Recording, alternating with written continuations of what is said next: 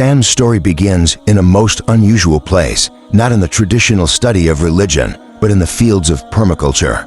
Sam was a student of the well-known environmentalist, Jeff Lawton, who taught him more than just the principles of sustainability. Jeff became Sam's mentor, guiding him through lessons on life, nature, and morality. These teachings eventually led Sam to reflect on a much deeper truth, the Islamic faith. Learned more from Jeff than I've learned from any other person. He's been my greatest teacher and one of my best mentor. He's taught me more than another person, and he's a big part of my reason for reverting to Islam as well. MashaAllah. In high school, Sam encountered Islam for the first time in a unique way. It wasn't through a religious class or a typical introduction to world religions. Instead, he learned about Islam as an environmental religion. This approach opened his mind to the idea that Islam was more than just rituals.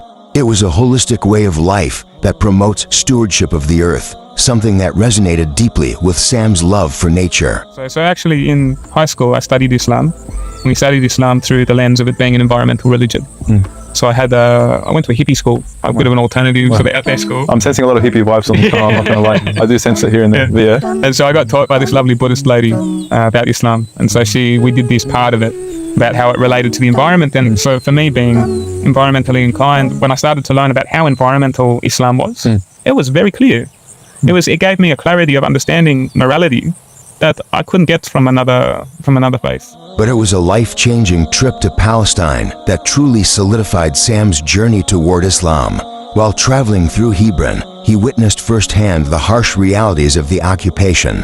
The stark contrast between the lives of settlers and the struggles of Palestinian families shook him to the core. Amid the devastation and conflict, Sam experienced the warmth and kindness of the local people, barefoot children offering him food, a simple act of generosity that left a profound impact. Through the Palestinians, Sam saw the true essence of Islam. He wasn't just learning about religion, he was living it. The generosity, humility, and resilience of the people in the face of such hardship opened his heart to the beauty of Islamic teachings. Palestine was perhaps the most impactful country I've ever been to in my life. Wow. I went to Hebron. Khalil. Yeah.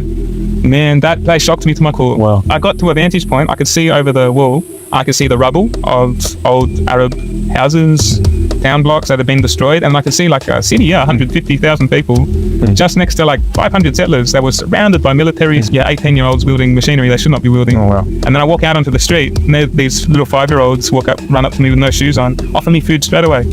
First thing that happens, like these kids with no shoes, they're obviously not got a lot of money, and the first thing they think to do to me, a Westerner walking out of an occupied area, first thing that happens is I get offered food, and that's got to say something.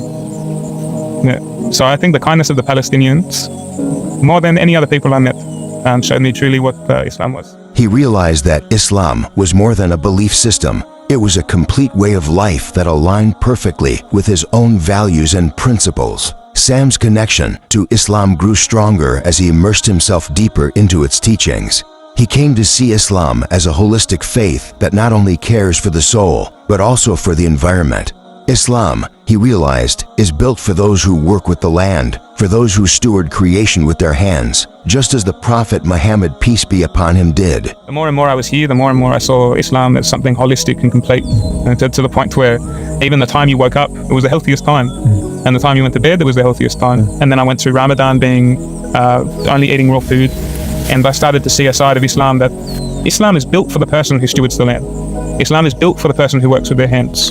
And I truly believe, because subhanAllah, the Prophet, peace be upon him, he worked with his hands and he knew these truths. Yes. Through fasting during Ramadan and his experiences on Zaytuna Farm, Sam witnessed how Islam naturally simplifies life. The more he lived according to Islamic principles, the clearer it became to him that this way of life was not only sustainable, but in harmony with the world around him. Islam, he believed, was a guide, an instruction manual that simplified life by providing clear and peaceful direction through the Quran and Sunnah. The teachings of Islam revealed a sense of peace and simplicity that resonated with Sam. As he reflected on the Quran and the life of the Prophet, peace be upon him, he found wisdom in every aspect. Whether it was the rhythm of daily prayers or the emphasis on charity, Islam encouraged him to live a meaningful life, one rooted in purpose and connection with the Creator. Sam describes how living in awe of creation brings one closer to God. If we're in awe of creation, Sam says, how can we not be in awe of the Creator? He realized that the closer one lives to nature, the easier it is to recognize the magnificence of Allah's creation. This awe of nature is, in fact, a form of worship, as it constantly reminds us of our dependence on the Creator. If we live a disconnected life, a life disconnected to creation, we work a 9-to-5 job, we sit in an office, we think about mundane things that we must do in order to survive, in order to put food on the table. We're not thinking about, wow, how did these tomatoes grow from that tomato plant and end up on my plate? Like I would if I picked a tomato from a plant, you know? That's not something that's easily thought about when you're just sitting at a table, when you're tired from work. And the closer and closer you live to nature, the more and more easy it is to be in absolute awe of the life that you live, of the world that we live in, to be in absolute connection with God, which is what awe is. If we're in awe of creation, how can we not be in awe of our Creator? How can we not be in love with God? Sam's journey also inspired him to think about the legacy he would leave behind. In Islam, planting a seed, even at the end of times, is an act of faith and hope. Sam took this to heart, committing himself to a life of sustainability and community through Zaytuna Farm. This farm would become more than just a place to grow food. It would be a legacy for future generations, a perpetual charity, Sadaqah Jariyah, that continues to benefit others long after he's gone. Sam's ultimate hope is to pass on the wisdom he has gained to the next generation, teaching them to live in harmony with nature, just as Islam encourages.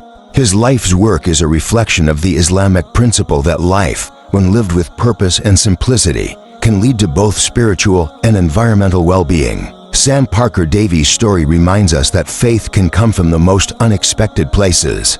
For Sam, it was through the soil, the plants, and the people he met along the way that he found his connection to Islam. His journey teaches us that Islam is not just a religion of words, but a way of life, guiding us to live in peace with ourselves, others, and the world around us. May Sam's journey inspire others to look deeper into their own lives, to seek meaning and connection with both creation and the Creator. And may we all, in our own way, find the peace and simplicity that Sam discovered in the beauty of Islam.